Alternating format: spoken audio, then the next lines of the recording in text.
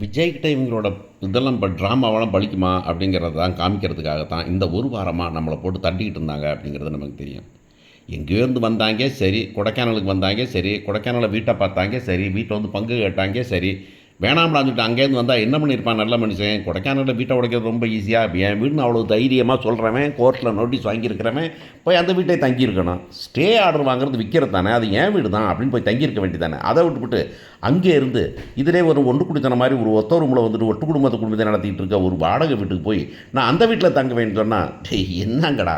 அது ரொம்ப சிம்பிள். மாமாவை கூப்பிட்டு ஐயா ஒரு போலீஸ் ஸ்டேஷனில் கம்ப்ளைண்ட் கொடுத்தாலும் தூக்கி போடுங்க, வெளியெல்லாம் தூக்கி போட்டிருப்பாங்க.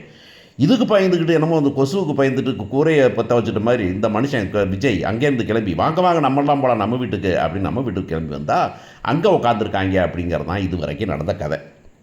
ஸோ இப்போ எல்லாம் என்ன பண்ணுறாங்க, என்ன கணக்கில் நீ வந்த என்ன விளாட்றியாடா நீ அப்படின்னு கேட்டால் அந்த பையன் வெக்கமான சூடு சொரணை எதுவுமே இல்லாமல் இவ்வளோ பெரிய எப்படி வந்து 25 to 30 வயசு அப்படின்னு கணக்கு காமிக்கிறாங்க. எப்பவுமே 30 வயசு பையன் 28 வயசு பையன் அவன் 10 பைசா பிரயோஜனம் இல்லாமல் சோறு போட முடியாது, தங்கிறது கடமில்ல, மாற்றிக்கிறது துணியில் நாம் வந்து பிரியா உங்கள் வீட்டில் உட்காந்துட்டு வெறுங்கையை வீசிட்டு வந்து நிற்கிறதெல்லாம் கண்கொண்டு பார்க்காமலோடா சாமி அப்படிங்கிறதும். அதை பார்த்துட்டு விஜய் வந்துக்கிட்டு சரி ஒரு நாள் இன்றைக்கி தங்கட்டும் அப்படின்னு. என்னங்கடாது கொடைக்கானலையும் ஒரு நாள் அப்படிங்க, இங்கேயும் ஒரு நாள் அப்படிங்க. இந்த வழக்கமாக சொன்னேன் 5 நிமிஷம் வந்துடுவேன் ஊரில், நம்ம ஊரில் சொல்லுவாங்க இல்லையா, தான் போயிட்டு வாங்க சார் ரெடி ஆகிருப்பாங்கல்ல, அதே மாதிரி இங்கேயும் ஒரு நாள் மட்டும் தங்கட்டும் அப்படிங்கிறதும். அவங்கள தங்க வைக்கிறதுக்கு பண்ணணும் நம்ம கங்கா வந்துட்டு எதெல்லாம் முடியாது நான் எங்கள் வீட்டுக்கு போகிறேன் அப்படின்னு சொல்கிறதும், இல்லை ஒரு நாள் தங்கலாம் அப்படின்னு சொல்கிறதும். விஜய் இதுக்காக வந்து ஒட்டுமொத்த குடும்பத்திலையும் போய் இப்போ ஒரு நாள் தங்கிட்டு போயிடுவாங்க நாளைக்கு பார்த்துக்கலாம் அப்படின்னு சொல்லும்போதும் காண்டாகிறோம் அப்படிங்கிறதுல நமக்கு வந்துட்டு வேறுபாடாக இருக்க முடியாது. இருந்தாலும் நமக்கு ஒரு நம்பிக்கை இருக்குல்ல, விஜய் வந்து அவ்வளோ ஈஸியாக விட்டுருவாரா, விஜய் ஹீரோ அவர் விட்டுருவாரா ஈஸியாக, அது வந்துட்டு காவேரி மேலே இருக்க பாசத்துக்கு விட்டுருவாரா அவர் அப்படின்னு சொல்லி பார்க்கும்போது இப்போ காவேரிகிட்ட போய் சொல்கிறாரு, பாப்பா தாத்தா பாட்டிகிட்ட சொல்கிறாரு, இல்லை ஒரு நாள் தங்கிட்டு நான் பார்த்துக்கிறேன், ஒரு நாள் தான் நீங்கள் பார்த்துக்கங்கன்னு. ஆனால் அதில் பாட்டியை சொல்ல வைக்கிறதா ரொம்ப கொடுமை. பாட்டி வந்துக்கிட்டு அவளை பார்ப்போம் நல்லா கவனிச்சுப்போம், பிள்ளையை பெற்று கொடுத்தோன்னே கபால் ஓடுறி அப்படின்னு விரட்டி விட்ருவோன்னு சொல்லும்போது என்ன பாட்டி இப்படி கடைசியில் விச்சு மாதிரி பேசுகிறீங்களே பாட்டி, கொஞ்சம் கூட ஒரு மனசாட்சியே இல்லாமல் ஒரு நல்ல பாட்டியாக இருந்த ஒரு பாட்டி இப்போ வந்துக்கிட்டு இதுக்காக இப்படி பேசுகிறது எவ்வளவு தப்பு. அதுக்கு பேசாமல் இவ்வளோ விரட்டுறதுக்கு பதிலாக ஒட்டுமொத்த குடும்பம் ஓடுங்கப்பா அப்படின்னு விரட்டி விட்டுருந்தா கூட பரவாயில்லையே அப்படின்னு நினைக்கிற அளவுக்கு பாட்டியை உருவாக்குறது ரொம்ப கொடுமை. அதான் சொன்னேன், இதை தின்னா சரியாகுமா, அதை தின்னா பித்தம் சரியாகுமான்னு சொல்லிட்டு எதையாச்சும் ஒன்று சொல்லி செய்ய மாட்டோமா அப்படின்னு நினைக்கிறது கதையில் ஒரு தடுமாற்றம் இருக்குதுங்கிறத நமக்கு மறுக்கவே முடியாது. இந்த கதையில் எங்கிட்டு வச்சு பார்த்தாலும் இவங்க வர்றதையோ, இந்த வர்றதுனால வந்துக்கிட்டு அவங்க அப்பாவுக்கு கிடைக்கிற கெட்ட பேரையோ, இல்லை இவங்க வர்றதுனால இவங்க வந்து கேட்குற நியாயமோ எதுவுமே அர்த்தம் இல்லை அப்படிங்கிறதான் நம்ம முன்னுவேந்து சொல்லிக்கிட்டு இருந்த சமாச்சாரம். சரி இப்போ என்ன பண்ண போகிறார் அப்படின்னாக்கா, காவேரி வந்து நீ வந்துட்டு நீ ஒழுங்காக சாப்பிட்டு மாத்திரை போட்டுப்படி எனக்கு ஒரு வேலை இருக்குது அப்படின்னு சொல்லும்போது முதலையே காவந்து ஒரு நாள் தங்கிக்கலாம் அப்படின்னு அந்த பையன்கிட்ட சொல்லும்போது அந்த பையன் ரொம்ப திமிராக பேசும்போது அடக்கமாக பேசும்போது இருடி உனக்கு இருக்குதுடி விடிய இருக்குதுடி அப்படின்னு இவர் பிளான் பண்ணுறாரு அப்படிங்கிறது தெரியுது.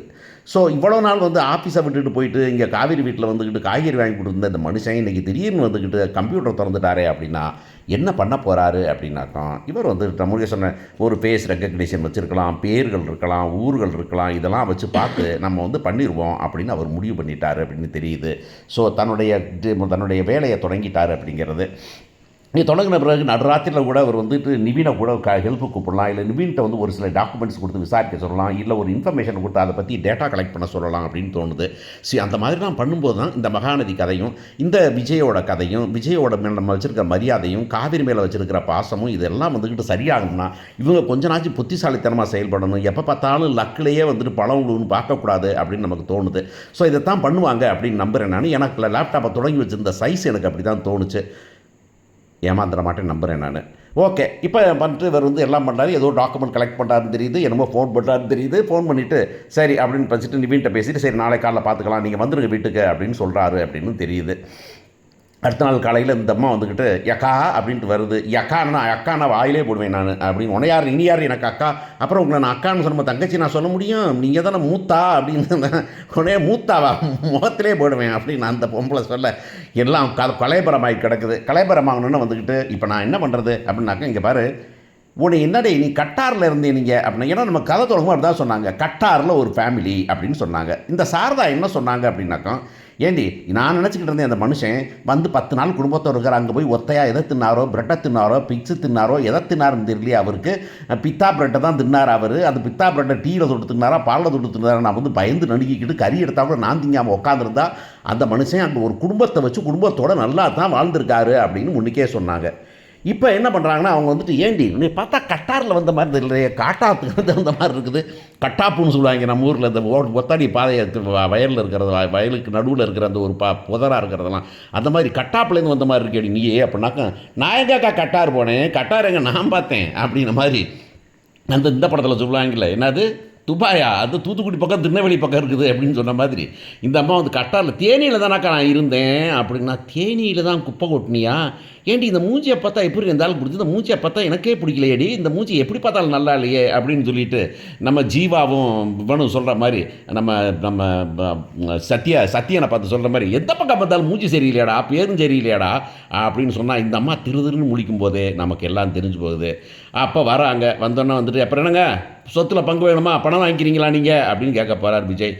வாங்கிக்கிறோம், எவ்வளோ வேணும் பணம், அந்த வீட்டோட மதிப்பு 2 கோடிங்க, 1 கோடி எனக்கு கொடுத்துருங்க அப்படின்னு அந்த பையன் சொல்லுவான். 1 கோடி தானே கொடுத்துடலாம், இந்த கோடி வேணுமா அந்த கோடி வேணுமா அப்படின்னு கேலியாக கேட்குறதுக்கு சான்சஸ் இருக்குது.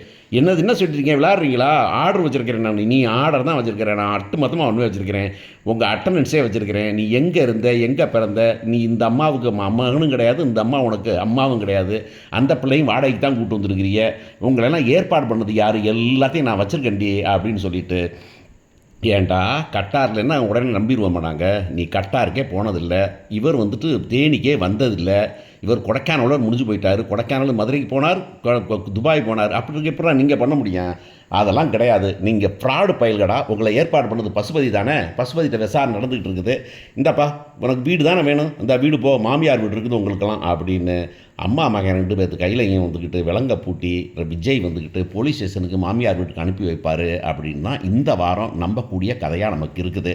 அப்படி பண்ணால் தான் நல்லாயிருக்கும். ஏன்னா வந்துக்கிட்டு இன்றைக்கு வந்து ப்ரோமோவில் பார்த்தீங்கன்னா, சாரதா அப்பா கேட்கும்போது என்னடி இவ அப்படிங்கும்போது அது திருட்டுத்தனமாக அந்த அம்மா மூஞ்சி முழிக்கிறது ஒன்று தெரியும். இன்னொன்று, பாரதி கண்ணம்மாவிலேருந்து இந்த அம்மா என்ன கேரக்டரில் வருங்கிறது நமக்கு பலகாலமாக தெரியுமே அப்படிங்கிறதுனால இந்த கேரக்டர் நிச்சயம் ஃப்ராடு கேரக்டர் தான். அந்த பொண்ணு சின்ன பொண்ணு இது வரைக்கும் வாயை திறக்கவே இல்லை அப்படிங்கிறதுனால விஜய் வந்துக்கிட்டு வெற்றிகரமாக பண்ணிவிட்டு நம்ம காவேரிகிட்ட வந்து இப்போ சந்தோஷமாக இனிமேல் ஒன்றும் பிரச்சனை இல்லைல்ல, உங்கள் அப்பாவை நான் நம்பினேன், நீங்கள் நம்மளையே பக்கிகளா அப்படின்னா உடனே எல்லோரும் என்னங்கங்கங்க அப்படின்னு போய் அந்த நம்ம சந்தானம் ஃபோட்டோவுக்கு முன்னாடி நின்று அந்த அம்மா உங்களை தப்பாக நினச்சிட்டு இருக்கீங்களே அப்படின்னு சொல்ல, அந்த பாட்டி வந்துக்கிட்டு ஏண்டி என்னமோ எவ்வளோ வந்து சொன்னான்னு என் மகனை பற்றி, நான் என் மகன் ராமர்டி அப்படின்னு அது சொல்ல, ஆமாம் ராமர் தான் அதெல்லாம் தெரியுது, ஆனால் இப்படி ஒரு கதை வந்து சொன்னால் எனக்கு எப்படி இருந்திருக்கும், நான் இத்தனை வருஷமாக வந்து நான் தான் பொண்டாட்டின்னு வச்சுருந்ததுக்கு அப்படின்னு சொல்லி எல்லோரும் கெக்கே பிக்கே அப்படின்னு சிரிக்க போகிறாங்க அப்படின்னு தான் நம்புகிறோம் நம்ம.